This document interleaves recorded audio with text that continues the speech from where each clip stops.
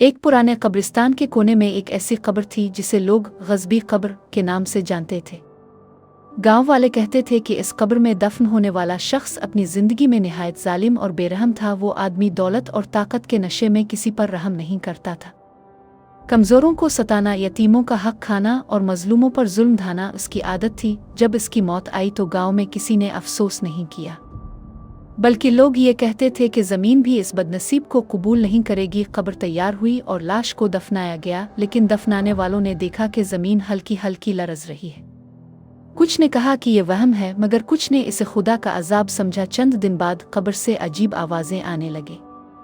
रात के सन्नाटे में लोग सुनते कि कोई मदद के लिए चीख रहा है, जैसे कोई ज़मीन के अंदर अजाब सह रहा हो। बच्चों को सख्ती से मना कर दिया गया कि वो कब्रिस्तान के करीब न जाए, मगर फिर भी कुछ जवान लड़के जुर्रत दिखाने के लिए वहां रात को जाने की कोशिश करते और खौफ से कांपते वापस आते। कहा जाता है कि एक रात दो लड़के कब्र के पास गए।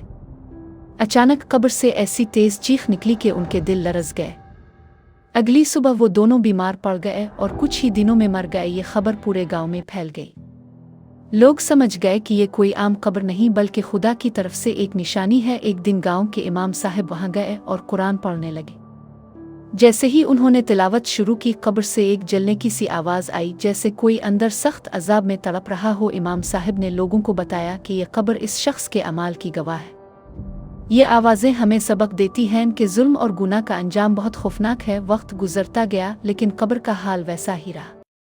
कभी रात को वहाँ रोशनी दिखाई देती, कभी धुआं सा निकलता, कभी जंजीरों की खड़खड़ाहट सुनाई देती। कुछ लोगों ने दावा किया कि उन्होंने कब्र के ऊपर एक सियासाया खड़ा देखा, जो देखते ही देखते गायब हो गया। औरतें वहां से गुजरती तो उनके बच्चों को रोना आ जाता, जैसे मासूम रूहें इस अजाब की सख्ती को महसूस कर रही हों। कभी कभी कब्र के गिर्द जमीन जलने के निशानों से भरी मलती, जैसे कोई आग अंदर से भड़क रही हो। गांव वाले इस कब्र से गुजरते हुए कलमा पढ़ते और तेजी से कदम बढ़ा लेते।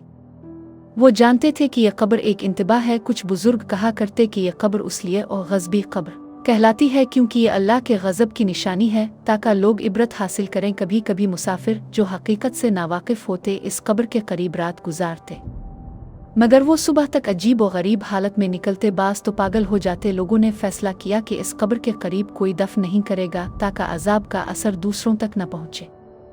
उसके गिर्द खाली जगह छोड़ दी गई। आज भी इस कब्र की कहानियाँ सुनकर लोगों के रूंगटे खड़े हो जाते हैं।